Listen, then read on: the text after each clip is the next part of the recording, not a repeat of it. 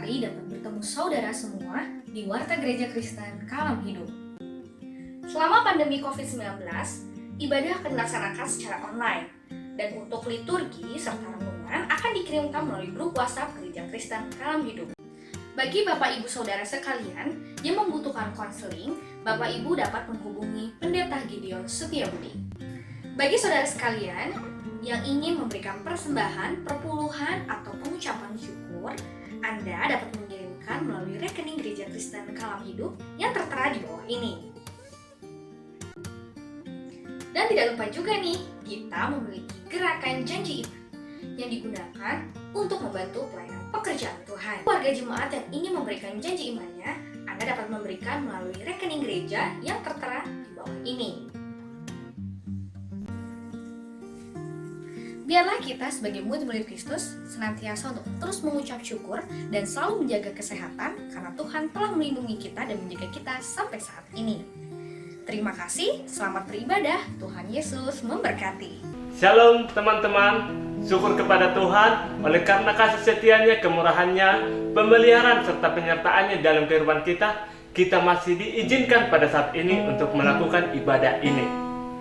Kita awali ibadah ini dengan saat teduh untuk mempersiapkan hati jiwa pikiran kita untuk memuji memuliakan Tuhan dengan kesucian dan kekudusan hidup kita yang diberikan Tuhan kepada setiap kita.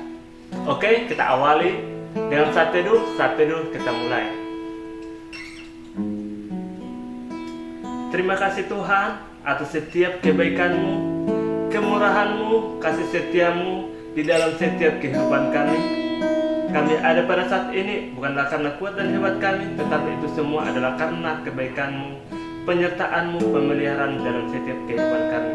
Kami serahkan, kami percayakan ya Tuhan, ibadah kami pada saat ini hanya di dalam campur tangan-Mu, dalam nama Yesus.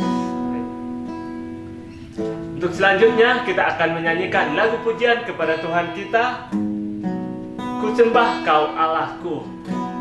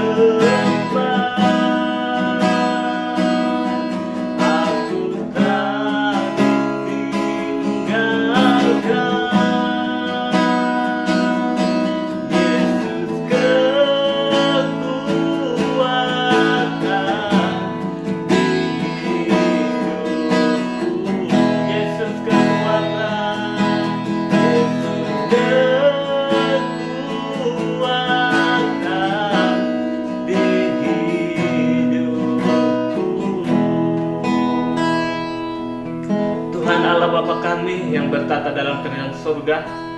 Sungguh besar kasih setiamu ya Tuhan dalam setiap kehidupan kami. Engkau selalu ada, Engkau selalu setia, Engkau memelihara setiap kehidupan kami ya Tuhan. Tuhan, pada saat ini kami datang masuk dalam hadirat-Mu ya Tuhan, memuji memuliakan nama-Mu. Biarlah ya Tuhan pujian penyembahan kami ini ya Tuhan dapat menjadi kemuliaan bagi nama-Mu, dapat menyenangkan hati-Mu ya Tuhan. Tuhan, sebentar lagi kami akan menerima kebenaran firman-Mu ya Tuhan. Mohon campur tangan-Mu ya Tuhan, biarlah kebenaran firman-Mu ya Tuhan yang ditaburkan dapat berakar, bertumbuh dan berbuah dalam setiap kehidupan kami ya Tuhan. Dan biarlah dari setiap kehidupan kami ya Tuhan dapat menjadi saksi akan kemuliaan nama-Mu di dunia ini ya Tuhan. Terima kasih ya Tuhan, hanya di dalam nama Yesus Kristus kami berdoa kepada Bapa di surga. Amin. Selamat pagi teman-teman, Shalom, apa kabar semuanya? Semoga kita selalu dilindungi oleh Tuhan.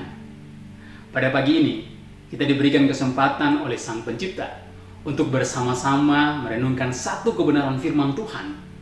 Tapi sebelum kita lanjut, kita membacakan firman, mari kita berdoa. Bapa, kami bersyukur untuk pagi yang Kau berikan bagi kami hari ini. Pada kesempatan ini kami akan bersama-sama merenungkan firman-Mu. Untuk itu Engkau memberkati firman ini sehingga kami baca dan kami renungkan dapat menjadi suatu pegangan bagi kami sebagai anak muda di dalam menjalani kehidupan kami yang penuh dengan banyak sekali tantangan problem. Tapi kami percaya ketika kami bersama dengan Engkau, semuanya akan baik-baik saja. Karena kami punya Tuhan yang luar biasa, Tuhan yang bisa membawa kami ke dalam suatu kemenangan yang luar biasa. Untuk itu Engkau memberkati mulai dari permulaan sampai akhir firman ini Tuhan. Kami tetap fokuskan pikiran kami, hati kami, mata kami tertuju ke dalam tangan. Dalam nama Yesus kami berdoa. Amin. Oke teman-teman, hari ini saya diberikan tema yaitu pemuda yang melayani.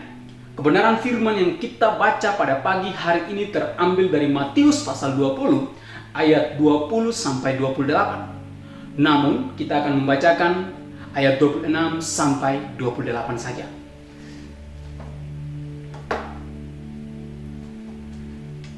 Saya akan membacakan buat teman-teman semua.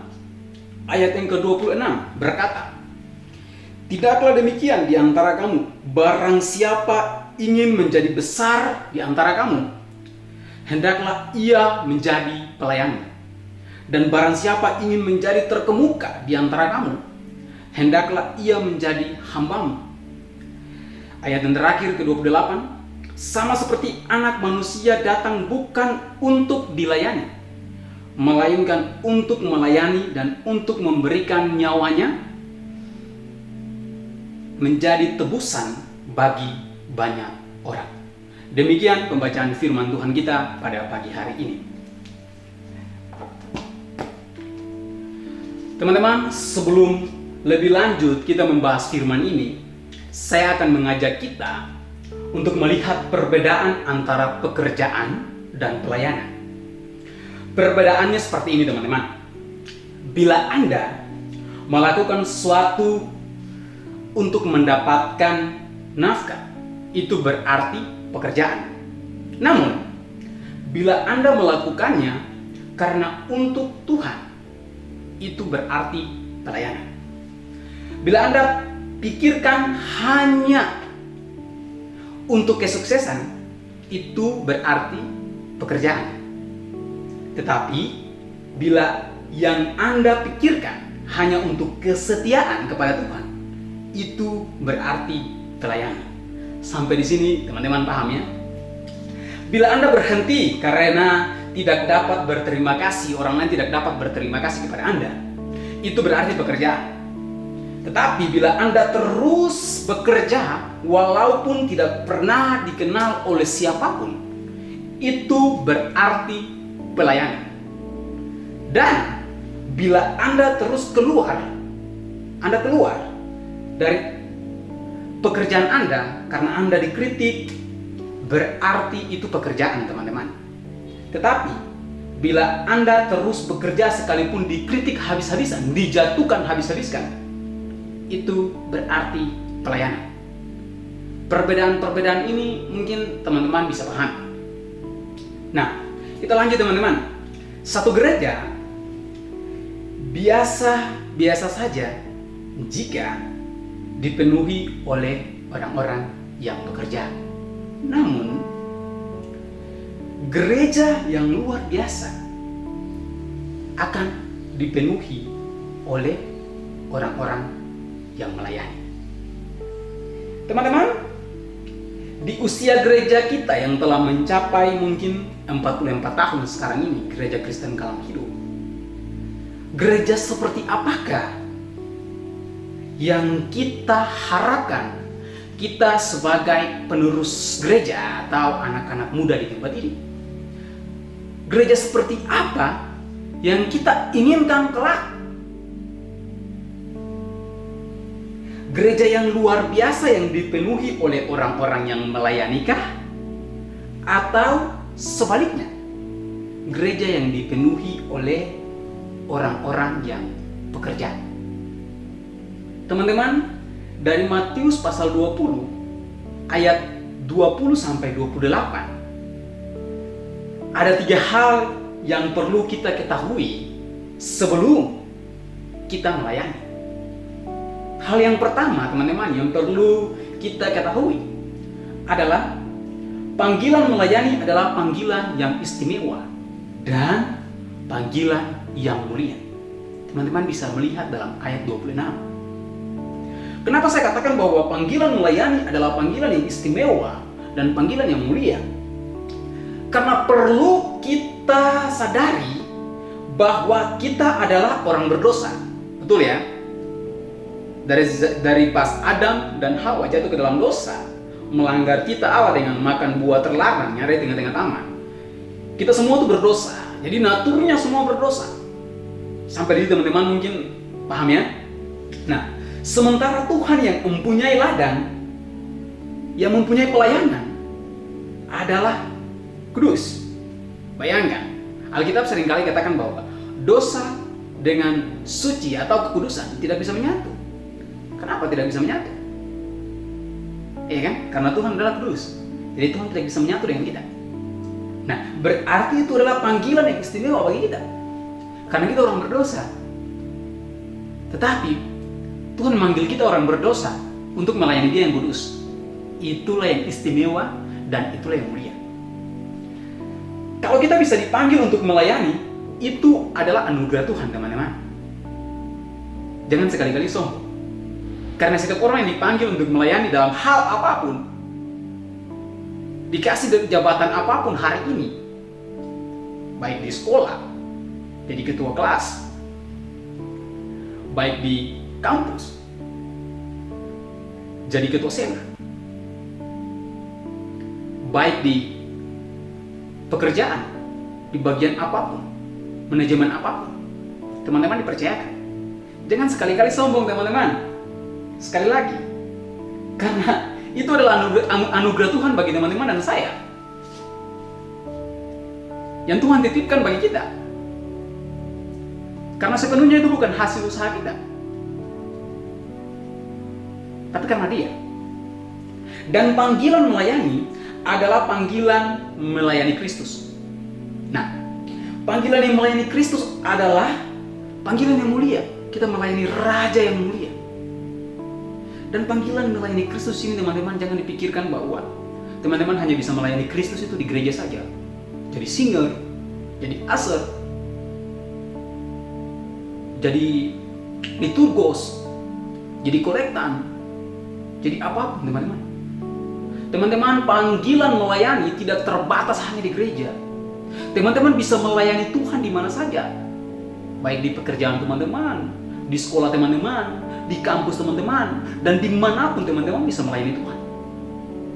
Tapi kuncinya adalah teman-teman melayani Tuhan dengan buah roh. Penuh dengan sukacita, melayani orang yang teman-teman temui penuh dengan buah roh. Ada sukacita, ada damai sejahtera, ada kelembutan, ada penguasaan diri, ada segala macam hal di dalam. Itulah yang teman-teman terapkan, dan itulah yang disebut dengan pelayanan. Pelayanan bukan menyangkut di gereja saja, tapi pelayanan bisa teman-teman layani di mana saja. Yang penting satu kuncinya, jangan bersungut-sungut dan cari muka, apalagi untuk kesombongan sendiri. Itu yang Tuhan tidak suka. Teman-teman bisa melihat dalam Yesaya pasal 9 ayat 5, Filipi pasal 2 ayat 10 sampai 11. Di situ banyak sekali diubarkan bahwa panggilan untuk melayani adalah panggilan yang sangat istimewa. Teman-teman bisa melihat di situ. Teman-teman, ketika kita dipanggil melayani, mari kita memberi respon kita yang benar. Bahwa panggilan itu istimewa bagi kita. Mulia dan kudus. Bayangkan. Oleh sebab itu, kita harus fokus kepada Kristus yang memanggil kita untuk melayani Dia. Dengan tetap fokus kepada Kristus, itulah yang membuat kita berkenan kepada-Nya. Jangan pikiran kita diombang-ambingkan. Fokus kita yang tadinya Kristus. Semakin perkembangan zaman, fokus itu menjadi kabur. Jangan seperti itu, teman-teman. Kita harus tetap komitmen, konsisten menghidupi apa yang kita inginkan.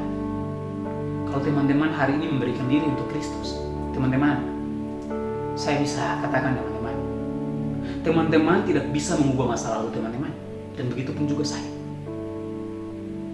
Tetapi Kristus mampu mengubah masa lalu teman-teman dan juga masa depan teman-teman. Caranya bagaimana? Berikan dirimu kepada Dia dan layanilah Dia sepenuh hati. Itu kuncinya. Simple. Memang simple. Tapi ingat, sulit dijalani. Tidak sesimpel yang apa kita pikirkan. Dan poin yang kedua yang kita lihat dari sini adalah mengapa kita harus melayani. Teman-teman bisa melihat dari ayat 28. Teman-teman, di sini saya melihat ada 3 hal alasan mengapa kita harus melayani. Yang pertama, melayani adalah respon kita atas anugerah keselamatan yang telah kita terima. Melayani berarti kita bayar hutang kepada Tuhan. Tuhan dalam hati bagi kita, Dia telah disalibkan menebus dosa kita. Jadi pelayanan kita kepada Dia adalah respon. Kita harus berbakti kepada Dia, membayar apa yang telah Dia perbuat dan Dia lakukan buat kita. Dan yang kedua, respon ketaatan kita kepada perintah Tuhan. Kalau saudara dan saya katakan bahwa kita orang Kristen, kita orang yang cinta Tuhan, berarti respon ketaatan kita kepada Tuhan seperti apa? Nah, disinilah letak respon ketaatan kita kepada Tuhan, yaitu kita taat dan kita melayani Dia. Itu respon ketaatan bahwa orang itu benar-benar sudah menjadi Kristen dan sudah benar-benar menjadi murid Kristus dan pengikut Kristus yang sejati. Terus yang ketiga, sebagai bentuk pengembangan talenta yang Tuhan berikan. Jadi melayani bisa berupa hal apa saja dalam porsi teman-teman masing-masing. Teman-teman sudah dikasih porsi seperti ini. Artinya bahwa teman-teman sebagai mahasiswa, layanilah sebagai mahasiswa. Sebagai anak sekolah, layanilah sebagai anak sekolah. Sebagai orang kantoran, layanilah sebagai orang kantoran. Jadi Tuhan sudah kasih porsi kita berbeda-beda. Nah, itulah yang Tuhan inginkan sehingga kita bisa melayani orang. Melayani sesuai dengan porsi Anda. Sampai di sini teman-teman, saya rasa teman-teman dan saya bisa memahami firman ini. Teman-teman, dan poin yang ketiga adalah bagaimana kita harus melayani. Ini poin yang sangat penting teman-teman. Karena seringkali anak muda tanya begini, bagaimana ya caranya saya bisa melayani Tuhan? Bagaimana supaya saya ini bisa berkenan kepada Tuhan? Nah, saya sudah percaya Kristus ini. Nah, Pak Pendeta, bagaimana saya bisa melayani Tuhan? Betul kan? Seringkali saya mendengarkan kata-kata ini keluar dari anak muda. Teman-teman, ada 3 macam orang dalam merespon pelayanan. Ada 3 ciri orangnya. Yang pertama, ciri orang yang seperti bola biliar. Tahu bola biliar ya teman-teman ya? Yaitu selalu didorong baru mau melayani. Dan ciri yang kedua adalah ciri orang yang seperti perahu layar. Yaitu selalu dibawa baru dia bisa berlayar. Nah, orang seperti ini artinya bahwa dia tidak punya pendirian yang tetap. Selalu diombang-ambingkan. Ke situ hayu, ke sana hayu. Jadi kemana-mana hayu. Dan ciri orang yang ketiga yaitu adalah orang yang seperti jam dinding. Teman-teman perhatikan jam dinding teman-teman di rumah. Jam dinding itu kita nggak perhatikan dia, kita nggak plototin dia setiap hari, kita nggak melihat dia setiap hari, tapi dia selalu bekerja. Detiknya selalu naik. Itulah konsistensi. Kita harus seperti itu. Orang mau perhatikan kita, orang mau melihat kita atau enggak, kita tetap konsisten dengan apa yang kita hidupi. Betul kan? Kalau kita katakan bahwa saya orang Kristen, orang nggak peduli dengan kita, dengan perbuatan yang kita lakukan kepada orang. Jangan kita tetap menyerah. Kita tetap melakukan yang terbaik, melakukan yang terbaik, melakukan yang terbaik. Tetap konsisten bahwa kita ini adalah anak Allah, anak Kristus, dan anak Kristus adalah anak-anak yang pemenang. Nah, itulah yang dilakukan oleh kita. Kita harus seperti itu. Poin yang ketiga, kita harus jadi orang seperti jam dinding. Mau badai apapun, mau perkataan orang apapun, mau orang tidak peduli dengan perbuatan kita tetap melayani dia. Yang saya mau tekankan bagi teman-teman, bahwa teman-teman, selagi kita dikasih waktu dan kesempatan oleh Sang Pencipta, kita layanilah dia dengan sepenuh hati. Kita berikan yang terbaik bagi dia. Percayalah teman-teman, dia tidak pernah kekurangan cara untuk memberkati orang-orang yang setia melayani dia. Setiap jerih lelah kita, pengorbanan dan harga yang telah kita bayar untuk melayani dia, melayani Tuhan. Ingat satu hal, dia tidak pernah lupa. Dan dia tidak pernah lambat mencatat apa yang teman-teman lakukan bagi dia. Suatu hari nanti saya percaya, dia akan membayarkan semua jerih lelah kita, tangisan kita, canda tawa kita, derita kita dengan penuh sukacita. Karena teman-teman, ingat, di balik awan gelap pasti ada matahari.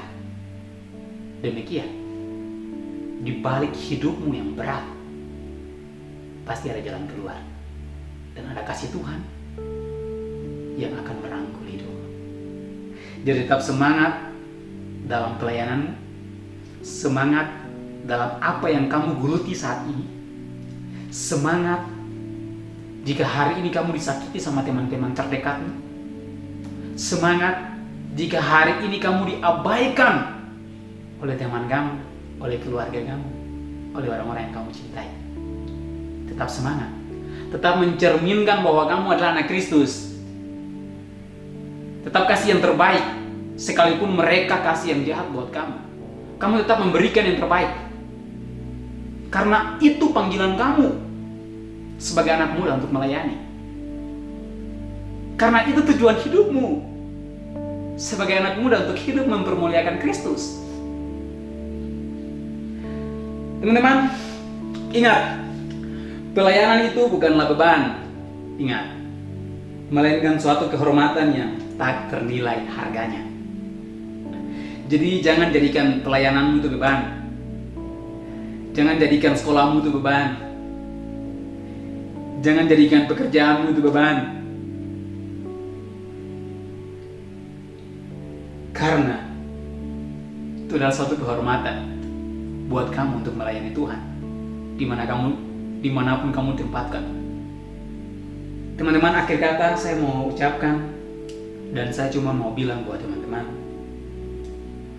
dalam melayani Tuhan, jangan pernah kita memiliki ambisi ingin dihormati dan dihargai. Namun kejarlah karakter seorang hamba, yaitu rendah hati, tekun, setia dan taat. Pada saatnya nanti promosi dari Tuhan akan datang dengan sendirinya. Teman-teman, jika teman-teman diberikan kesempatan untuk melayani Tuhan di gereja, jangan pernah tolak. Karena itu kesempatan di mana teman-teman akan belajar, dan bagaimana teman-teman bisa masuk dalam pelayanan itu bisa terlibat dalam pelayanan itu untuk turut ambil andil di dalam merasakan bahwa pelayanan yang teman-teman layani itu adalah pelayanan yang sangat mulia. Dan itu perlu teman-teman lakukan dalam kehidupan teman-teman. Semoga firman yang hari ini saya sampaikan, yang kita dengarkan teman-teman, dapat memberkati kita dalam setiap kehidupan kita. Saya tahu kita anak muda itu sulit sekali untuk mengontrol emosi kita, mental kita, karena cenderung kita itu ingin mencari jati diri. Jadi apapun hal-hal yang saat ini dunia tawarkan buat kita, kita ingin mencoba. Saya tahu itu teman-teman. Tapi satu hal yang perlu teman-teman ketahui, bahwa tetaplah jaga keintiman dengan Kristus. Tetaplah jaga hubungan kita dengan Allah, karena itu yang bisa menyelamatkan kita di tengah-tengah dunia yang penuh dengan kekacauan ini. Selamat hari Minggu. Sang Pemberi Hidup memberkati saudara dan saya, dan biarlah damainya beserta dengan saudara dan saya. Amin. Mari kita berdoa. Bapa, kami bersyukur untuk pagi ini. Terima kasih kami telah mendengarkan firman-Mu, dan biarlah firman ini yang kami dengar dapat menjadi suatu pembelajaran dan bahkan menjadi pegangan bagi kami dalam menjalani hidup kami yang penuh dengan tantangan, problem yang kami hadapi hari-hari ini. Engkau memberkati dan Engkau sertai selalu. Dalam nama Yesus Kristus kami berdoa. Amin.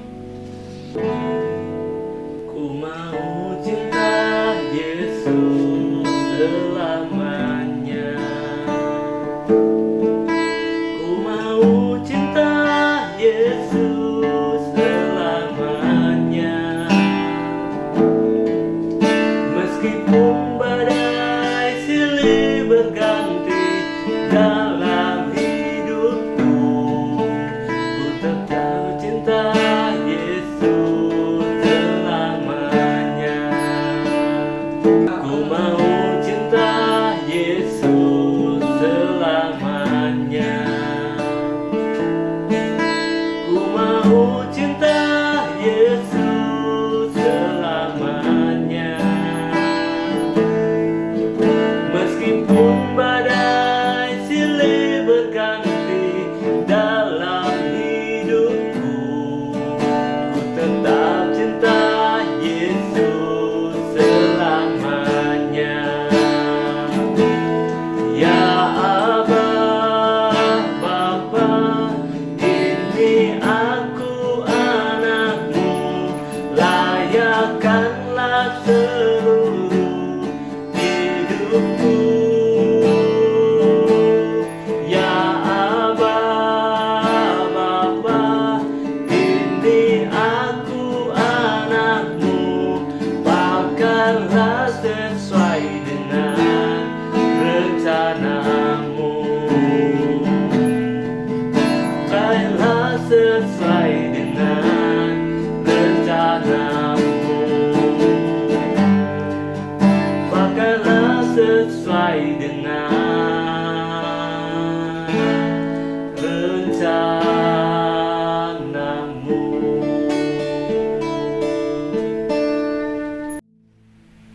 Teman-teman, terima kasih telah mengikuti ibadah Sema Ministry secara online.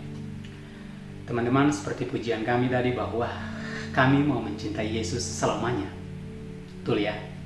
Dan di akhir kalimat lagu itu, saya sangat tersentuh. Kenapa? Satu kalimat yang mengatakan bahwa pakailah sesuai dengan rencanamu. Berarti teman-teman, kita memberikan hidup kita kepada Tuhan. Tuhan pakai sesuai dengan rencana Tuhan. Jadi kita tidak boleh protes, apalagi kita tidak punya alasan apa-apa untuk kita sampaikan kepada Tuhan. Kenapa? Karena Tuhan yang menciptakan kita. Biarlah ini menjadi satu peneguhan iman bagi setiap kita. Karena inilah pelayanan yang sejati. Kita memberikan hidup kita kepada Tuhan. Mari kita berdoa dan kita tundukkan kepala kita untuk masuk dalam doa sifat. Mari kita berdoa. Bapa, kami bersyukur untuk kesempatan ini Tuhan. Di akhir ibadah kami ini, kami kembali datang kepadamu. Kami berdoa, terima kasih karena mulai dari permulaan ibadah ini sampai akhir Engkau telah menyertai, bahkan dengan firman tadi juga puji-pujian, semuanya yang kami lakukan dan kami kerjakan, bahkan kami mengangkat semuanya ke dalam hadirat-Mu Tuhan.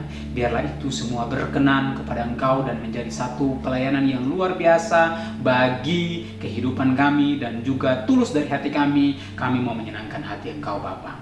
Dan di akhir ibadah kami Tuhan, kami mau menaikkan syafaat kami berdoa untuk setiap cita-cita kami, masa depan kami, orang tua kami, keluarga kami, sekolah kami, studi kami, pekerjaan kami, dimanapun kami ditempatkan Tuhan. Biarlah kami menjadi terang, kami dapat melayani satu sama lain dengan prinsip-prinsip Alkitab, dengan apa yang Engkau inginkan bagi setiap kehidupan kami, sehingga kami ditempatkan dimanapun kami dapat menjadi garam dan menjadi terang bagi lingkungan kami Bapa. Engkau memberkati kami selalu, Engkau jaga kami selalu Bapa, dan Engkau sertai kami selalu. Biarlah damai-Mu beserta dengan hidup kami, biarlah berkat-Mu beserta dengan hidup kami, dan biarlah Tuhan kami selalu dalam lindungan Engkau di tengah-tengah bangsa yang begitu hari-hari ini penuh dengan ketakutan, dengan kecemasan. Tapi kami percaya bahwa ketika kami bersandar kepada Engkau Tuhan, Engkau mampu membuat kami lepas dari segala sesuatunya Bapa. Kami berdoa dan kami serahkan ke dalam tangan-Mu Bapa. Inilah akhir doa kami Tuhan, dan kami menutup doa ini dengan doa Bapa kami yang Engkau ajarkan kepada kami demikian.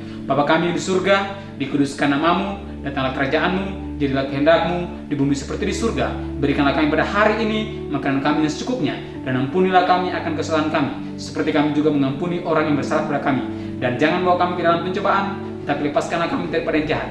Karena Engkau yang punya kerajaan dan kuasa dan kemuliaan sampai selama-lamanya.